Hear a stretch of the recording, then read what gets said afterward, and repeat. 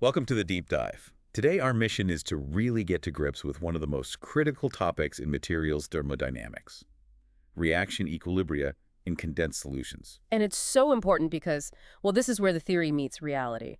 We're moving beyond those simple textbook cases with pure substances. Right. In the real world of metallurgy or ceramics, everything is happening inside a solution. A liquid metal, a complex slag. Exactly. So we have to throw out that assumption of purity and replace it with something much more powerful, the concept of activity. That's our goal for this deep dive. We're going to build the toolkit you need to understand how being in a solution completely changes the game for chemical equilibrium.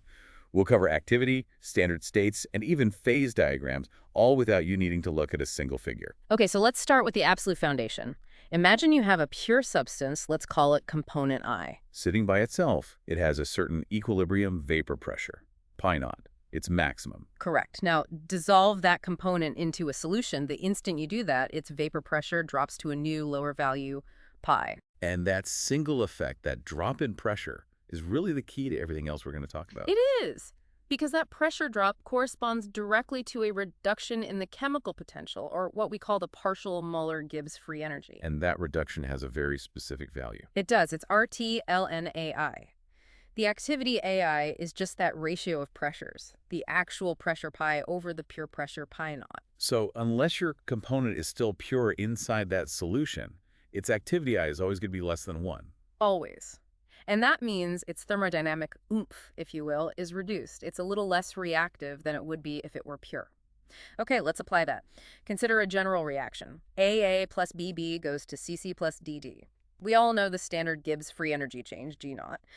But how do we get to the actual change in our real-world solution, G prime? The bridge between them is a term called the activity quotient, which we label Q. And the fundamental equation is D minus D degrees equals RT ln Q. That's the one.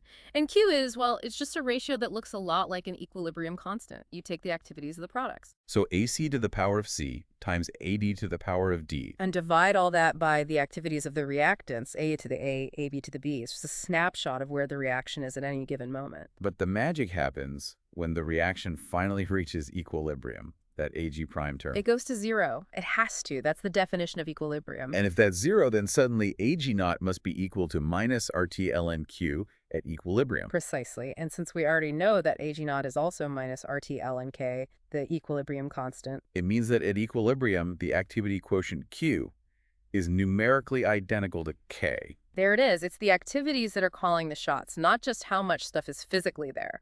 Let's make this more concrete. The source material uses a great example.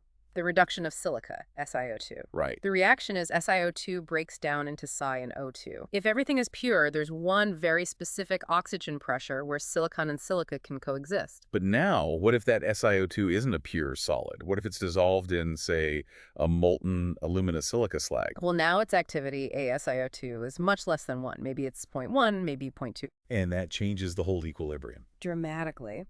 The new oxygen pressure you need to reduce it, let's call it PO2 EQ, drops in direct proportion to that activity. So if the activity is 0.1, you only need 1/10 of the oxygen pressure to make the reaction go. Exactly. You've made the reduction much, much easier. This is fundamentally how slag chemistry works to refine metals. You're manipulating activities. We can even visualize this using the idea of an Ellingham diagram, that plot of B naught versus temperature. We can.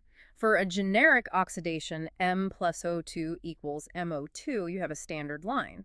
Now, what happens if the reactant, the metal M, is in a solution with an activity less than 1? Well, if the reactant is more stable, less active, it should be harder to oxidize, right? You got it. It requires a higher oxygen pressure to get the job done. This means the EG value becomes less negative. On the diagram, the whole line rotates anti-clockwise. And the opposite must be true if the product, the oxide MO2, is the one in solution. Perfect. If the product is stabilized in a slag, its activity is low, which pulls the reaction forward. It makes G more negative, the line rotates clockwise, and you need less oxygen. So by controlling what's in the solution, engineers can literally tune the stability of compounds up and down. That is the power of solution thermodynamics. Okay, so activity is key. But you mentioned that the standard way of measuring it, the Raoultian standard state, isn't always practical. Why do we need alternatives? It becomes a real pain for a couple of reasons. First, what if your pure component is a gas, but you're dissolving it in a solid? The standard states don't even match, Like oxygen and iron. like oxygen and iron. But the more common issue is with very dilute solutions, like, say, a tiny bit of silicon in a huge bath of liquid iron. The system deviates so strongly from ideal behavior. The activity values become incredibly small and just awkward to work with. And possibly small. So we need a different yardstick. And that leads us to the Henrian standard state. This one always felt a bit, I don't know, abstract to me. It is. It's totally hypothetical. What we do is look at the behavior at extreme dilution, where Henry's law applies. You get a straight line on the activity plot. And you just extend that line. You just extrapolate that straight line all the way out to a mole fraction of 1. That endpoint is a fictional state, but it gives us a really consistent and useful reference for dilute solutions. And that, in turn, gets us to the most practical tool of all. The 1 weight% standard state. Yes, the workhorse. Because in a steel plant, nobody measures in mole fraction. They measure in weight%. So this is just defining your standard as the point on that Henry's law line that corresponds to a concentration of 1% by weight. Exactly. And the beauty is, if your solute is dilute enough to be in that Henry's law region, then the Henrian activity, HEB, is just equal to its weight%. Which means a process engineer can take a chemical analysis in weight% and plug it directly into the activity quotient. It simplifies the calculation immensely. But, and this is a huge but, you have to remember that your Bay knot and your K values are now based on this new standard state. You can't mix and match. You have to be consistent. Consistency is everything. Okay, let's shift gears. What about when we have 3, 4, or more components all reacting? We need some kind of map. Let's talk about phase stability diagrams. Or predominance diagrams, yeah. These are fantastic tools. They're basically maps that show you which solid or liquid phase is the most stable under a given set of conditions. The source uses this ICO system as an example. So you'd plot it with, say, the logarithm of oxygen pressure on one axis and the logarithm of carbon activity on the other. Right, at a fixed temperature. And the lines on that map, the boundaries between different regions. What do they represent? Each line is an equilibrium. It's a 3-phase equilibrium, to be exact. For example, the line separating the region where psi is stable from the region where SiO2 is stable. So along that exact line, you have solid silicon, solid silica, and the gas phase all coexisting. Correct. And the phase rule tells us that at a fixed temperature, there's only 1 degree of freedom. You set the carbon activity, and the oxygen pressure is locked in. That's what defines the line. And what about where those lines cross? I'm thinking point P in that SICO diagram. Ah, that's an invariant point. That's where you have not 3, but 4 phases coexisting. At that one specific point, you have C, SiO2, and the gas, all in equilibrium. But with 4 phases, the phase rule says you have 0 degrees of freedom. 0. The system is completely fixed. If your process drifts to that exact point, you lose all control. It's a critical point to know about, and usually to avoid. And we should mention, you can draw these maps with different coordinates too, right? Like plotting partial pressures of gases or even inverse temperature. Yes, and those plots against inverse temperature, or 1T, are especially useful. The slope of any boundary line on that kind of diagram is directly proportional to the standard enthalpy change, the H naught, for that reaction. So you can see at a glance how sensitive that equilibrium is to heat. Instantly. It's a very data-rich way of looking at the system. Okay, last topic, and it's to dive into some physical realities. First, gas dissolution. When a gas like O2 dissolves in a liquid metal, what's actually happening? Well, the first thing to know is that the O2 molecule itself doesn't just dive in. It has to break apart. It has to. The molecule adsorbs on the surface, it dissociates into 2 separate oxygen atoms, and then those atoms diffuse into the liquid. And because it's a 2-for-1 deal, one molecule becomes 2 atoms, it changes the math. It changes the math completely. The concentration of dissolved oxygen isn't proportional to the oxygen pressure, PO2. It's proportional to the square root of the oxygen pressure. And that relationship has a name, Sievert's law. Sievert's law.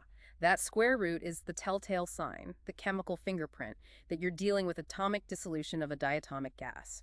Finally, let's tackle the messy reality of compounds that aren't perfect. We call them Berthollides, and the classic example is wustite. We write FeO, but that's almost a lie. It's a convenient fiction. Wustite is never, ever perfectly one-to-one iron and oxygen. It's always iron deficient. It exists over a whole range of compositions. And that composition changes with temperature and oxygen pressure. Wildly. So if your process is operating in that wustite single-phase region, the activity of the iron and the oxygen is constantly shifting as the stoichiometry changes. Which must make calculating anything a nightmare. How do you find the activity of iron in a compound that doesn't even have a fixed formula? It's incredibly difficult. It involves complex integrations using the Gibbs-Duhem equation, tracing how the composition changes along lines of constant oxygen pressure. It really shows how far we have to go beyond simple assumptions for real systems. Wow, okay. We have covered a massive amount of ground here. We started with activity being the key thermodynamic lever. We move through the practical need for alternative standard states like the one-weight percent. And then we got into mapping complex systems with phase stability diagrams. I think the one single takeaway for you listening to this is to abandon the assumption of purity. The moment you have a solution, everything changes. Solution thermodynamics, driven by activity, is what truly governs the equilibrium state. It is the single most important factor in almost every high-temperature materials reaction. You have to account for it. So, to leave you with a final thought to chew on, we talked about how dissolving a reactant makes a reaction harder, that anti-clockwise rotation, and dissolving a product makes it easier, the clockwise rotation. Right. Here's the question. In a complex ternary system, what kind of chemical additive would you even look for if your goal was to stabilize a process by minimizing the activity of both a key reactant and a desired product at the same time? How would you thread that needle? That's a deep question, a very powerful concept. Thank you for joining us for this deep dive. We hope this gives you a solid framework for your next thermodynamic problem.